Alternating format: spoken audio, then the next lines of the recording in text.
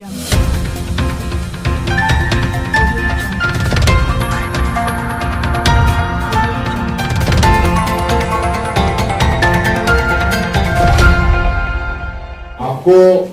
इस प्रेस वार्ता के माध्यम से अश्विनी जी कुछ विकास संबंधित विषयों की जानकारी आपके बीच में रखेंगे। सब लोग थोड़ा अनुशासन, कार्यकर्ता भी बहुत बैठे हैं तो बीच में बोलना नहीं है। मैं सीधा आदरणीय अश्विनी जी से निवेदन करूंगा कि वो अपने का भाई आपके साथ है। आप सबको मेरा बहुत बहुत अभिवादन, बहुत अभिनंदन।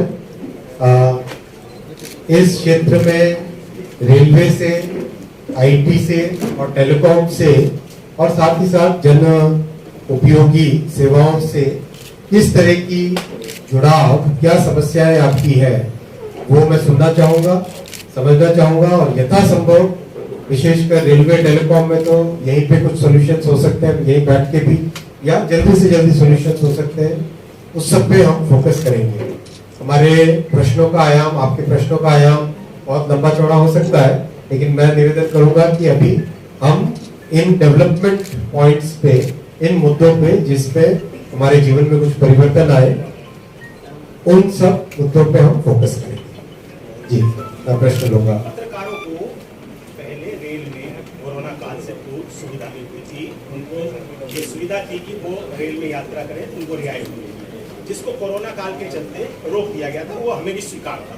अब चूंकि सारी स्थिति सामान्य हो गई है और तो मेरा अनुरोध है कि इस सुविधा को, बहुत वाजिब प्रश्न है। आज भी रेलवे को अगर पैसेंजर के लिए 100 रुपए का खर्चा आता है तो सभी से 45 रुपए लेते हैं, यानी 55% डिस्काउंट रेलवे का ऑलरेडी पैसेंजर्स, हर एक प्रकार के पैसेंजर पे है। कोरोना वाला फेज बहुत ही डिफिकल्ट फेज निकला, जिसमें रेलवे ने बहुत लॉस उठा के भी जन सेवा में कमी नहीं रखी। किसी भी तरीके से काम चलता रहे। कोयला अगर नहीं आता तो मान लीजिए सब जगह बिजली कैसे आती, ऑक्सीजन नहीं आता तो किस तरह से सब जगह कोरोना का हम मुकाबला कर पाते। हमारे जितने श्रमिक भाई थे उन सबको ठीक समय पे जगह जगह पे पहुंचाना। तो ये जो पीरियड था, जितना कठिन होते हुए भी रेलवे ने उसको उठाया है। अब परिस्थितियां बदलने लगी है। कैसे परिस्थितियां बदलेंगी तो जो फैसले जनहित में करने होंगे तो जरूर किए जाए। मंत्री जी, प्रश्न ये है कि अभी एक बार में एक व्यक्ति टिकट बुकिंग के लिए अभी भी लोगों को सुबह से लाइन में लगना पड़ता है, देर रात से लाइन में लग जाते हैं, इसमें कुछ व्यवस्था है? रेलवे में बहुत सारे ticket booking already internet based हो गई। जहां पर जो अनरिजर्व टिकट अभी भी इंटरनेट बेस्ड नहीं है, उसको भी बहुत जल्दी इंटरनेट बेस्ड हो जाएगा। तो आप आराम से अपने मोबाइल फोन से, कहीं पे कोई लाइन लगाने की जरूरत नहीं है, अपने आराम से मोबाइल फोन से या घर बैठे कंप्यूटर पे बैठ के आप टिकट ले सकते हैं। मंत्री जी, कहीं कहीं विंडो लगी हुई है, विंडो चलती एक ही है, क्या मानो? के मामले में यहाँ पर एक बहुत बड़ा भेदभाव हुआ है, जिसमें ये माना जा रहा है कि रेलवे ने यहाँ पर किसानों की जमीन को लूटा है और लगभग 250 परिवार इफेक्टेड है। देवबंद मुजफ्फरनगर में 2100 2000 रुपए का रेट दिया गया है। सहारनपुर में जो देवबंद से इधर आप आ जाए नागल वाली पूरी बात तक, इसके लिए यहाँ पर जो है 140 रुपए वर्ग मीटर दिया गया है। तो रेलवे द्वारा जो पूरा प्रपंच रचा गया है, जिसमें लगभग 250 परिवार किसानों के इफेक्टेड है। इसके बारे में आपका क्या कहना है? इसका जरूर डिटेल में एनालिसिस किया जाएगा। तो जो 2 क्षेत्र आपने बोले, इसके अलावा भी कोई क्षेत्र हो तो मुझे एक छोटे से कागज पे लिख के दे दीजिए। मैं बिल्कुल जस्ट जगह का नाम लिख दीजिए, मैं उसकी पूरी तदंत करूंगा, पूरा उसका एनालिसिस कराएंगे, डिटेल में इंक्वायरी करके आपको जब भी हम अगली बार मिलेंगे, अगले मैं आता रहूंगा यहाँ पे, तो अगली बार जब भी हम मिलेंगे तब मैं आपको जरूर इसका जवाब। मंत्री जी, ये यहाँ वोट कानून का बहुत बड़ा हब है, सहारनपुर देश विदेश तक जाता है, लेकिन यहाँ से कोई भी कंटेनर वगैरह की जो व्यवस्था करते हैं कारोबारी, उसकी कोई अच्छी व्यवस्था नहीं है। बहुत अच्छी बात आपने कही। मैं रास्ते में आते आते ही जनरल मैनेजर को मैंने कहा था कि जितना यहाँ पे वुड कार्विंग का काम है और दूसरा जिस तरह का काम है, उस काम के लिए यहाँ पे बल्क ट्रेन की जरूरत नहीं है, यहाँ पे कंटेनर ट्रेन की ज्यादा जरूरत है। ऑलरेडी उनको बोला है कि आप कम से कम इस पूरे क्षेत्र में 3 या 4 जगह ऐसी आइडेंटिफाई कीजिए जहाँ पे हम कंटेनर के डिपो लगा सके। तो मेरा निवेदन आपसे रहेगा और जितने भी जनप्रतिनिधि यहाँ पे उनसे भी रहेगा कि आप भी अपने अपने क्षेत्र में देखें कि कहाँ पे कंटेनर डिपो बन सकता है। कंटेनर डिपो के लिए हमको दो चीजें चाहिए। एक तो जिससे ट्रेन रेलवे ट्रैक के पैरेलल पूरी एक ट्रैक लग सके, यानी कम से कम 1.5 किलोमीटर का एक पैच चाहिएगा। बहुत ज्यादा उसकी डेप्थ नहीं चाहिए, बहुत ज्यादा वाइड नहीं चाहिए, लंबा ज्यादा चाहिए होता है।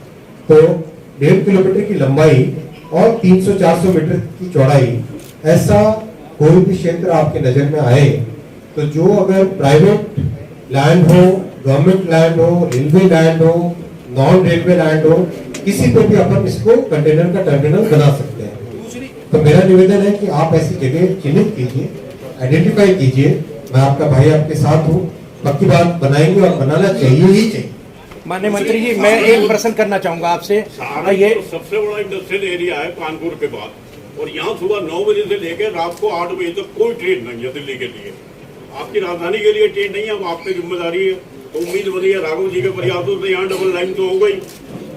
बिल्कुल, अभी सुबह जब हमारी बैठक थी, बैठक में भी ये विषय आया और इस विषय को बहुत ही प्रतिबद्धता के साथ और गहनता के साथ बहुत जल्दी इसके ऊपर कोई ना कोई अच्छा रिजल्ट आएगा।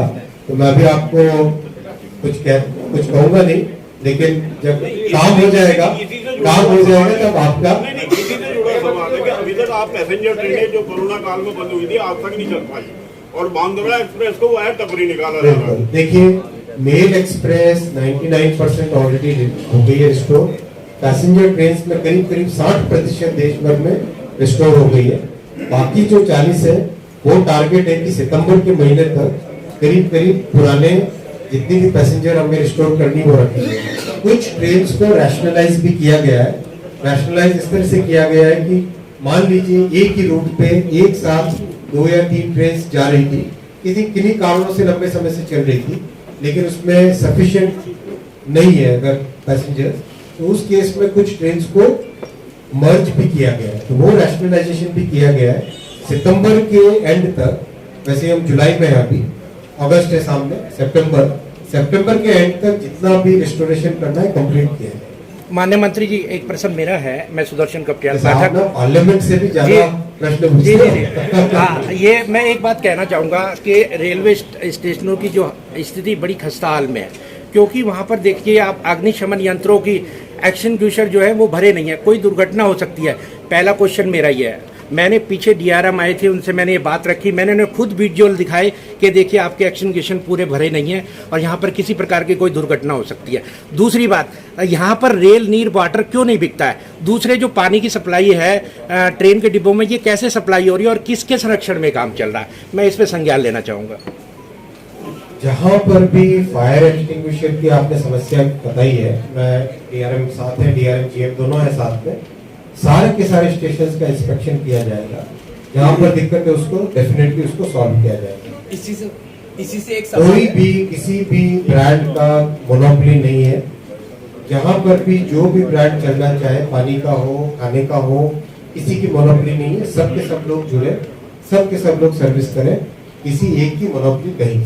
मंत्री जी, इसी से एक सवाल है, जो प्रोडक्ट यहाँ पर बिक रहे हैं रेलवे स्टेशनों पर, उसके अंदर मिलते जुलते जो ब्रांडेड प्रोडक्ट हैं वो डुप्लीकेट बेचे जा रहे हैं। उसकी शिकायत भी यहाँ पर की गई, लेकिन कोई ध्यान नहीं दे रहा। चाहे वो पानी की बोतल हो, बिस्लरी का डुप्लीकेट ब्रांड, उसकी स्पेलिंग चेंज करके उसको बेचा जा रहा है।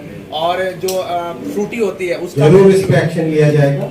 और अगर अभी भी आपकी नजर में कहीं पर भी आए तो आप जरूर मेरी नजर में लाएं। और अगर यहाँ पे मैं अगर उस वक्त नहीं भी हूँ तो भी स्टेशन मास्टर जो है, स्टेशन मास्टर की नजर में जरूर। हम चाहेंगे आप अपना नंबर हमें वो कर दें, एक बार रिपीट कर दें। मेरा नंबर अभी मैं आपको दूंगा। हाँ, मुझे भी ध्यान नहीं है, एक नया नंबर लिया है। तो रेलवे की एक छोटी लाइन थी यहाँ पर जो सांची से स्टेशन से लेके मनानी रेलवे स्टेशन तक जाती है, उस मनानी रेलवे स्टेशन नहीं, मनानी कई दशक से बंद है।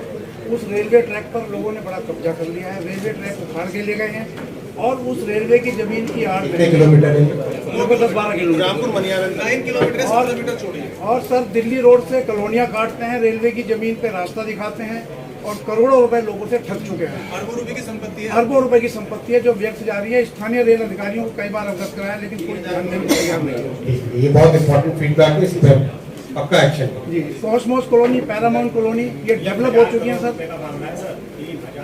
पक्का इस पे एक्शन होगा, 100% एक्शन होगा। एक छोटे से कागज पे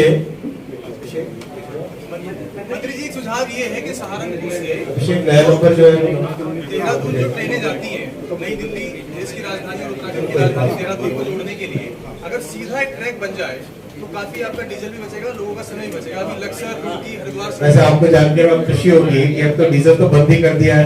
प्रधानमंत्री जी ने पूरे देश में रेलवे को ग्रीन रेलवे बनाने का जो मिशन लिया, उस मिशन में करीब करीब 90% ट्रैक ऑलरेडी इलेक्ट्रिफाइड हो गए हैं। रेल मंत्री जी सहारनपुर रेलवे स्टेशन को वर्ल्ड क्लास रेलवे स्टेशन बनाया जाएगा। यहाँ से जो रेलवे की फैसिलिटी जिस तरीके की है उनमें और बहुत सारे परिवर्तन ये लाए जाएंगे, जिससे कि लोगों को एक सुगम और एक बहुत अच्छा साधन मिले। साथ ही साथ और भी इस क्षेत्र में जिस तरह की समस्याएं होंगी, जनप्रतिनिधियों से आपसे सबसे मिलके उनके समाधान के लिए जल्दी से जल्दी प्रयास किए जाएंगे। माननीय प्रधानमंत्री श्री नरेंद्र मोदी जी और माननीय मुख्यमंत्री श्री योगी जी की जो डबल इंजन की सरकार है, इस सरकार से किस तरह से जन सुविधाएं, जन भागीदारी, गरीब कल्याण, सेवा और सुशासन का एक नया मॉडल निकले, सबके लिए एक बहुत ही अच्छा देश में एक गवर्नेंस का नया एक प्रारूप हो, उसके ऊपर फोकस किया जाए। धन्यवाद। इस विषय पर तुरंत इंक्वायरी होगी, इंक्वायरी होके जो कार्य इस पे जो भी कार्यवाही करनी है वो जरूर की जाएगी। साथ ही साथ कई जगह आपने विषय उठाए कि कोई पुरानी लाइन है, उसमें अभी भी वो नैरो गेज में है तो उसको कन्वर्ट अगर करना है, उसमें भी जल्दी से जल्दी कोई ना कोई उसकी इंक्वायरी होगी, उस पर कार्यवाही होगी।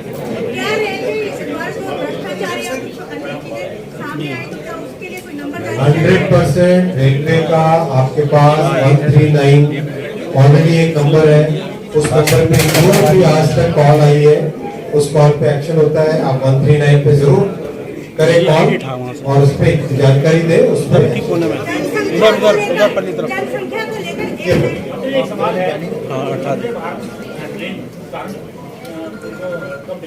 बहुत अच्छा आपने प्रश्न पूछा।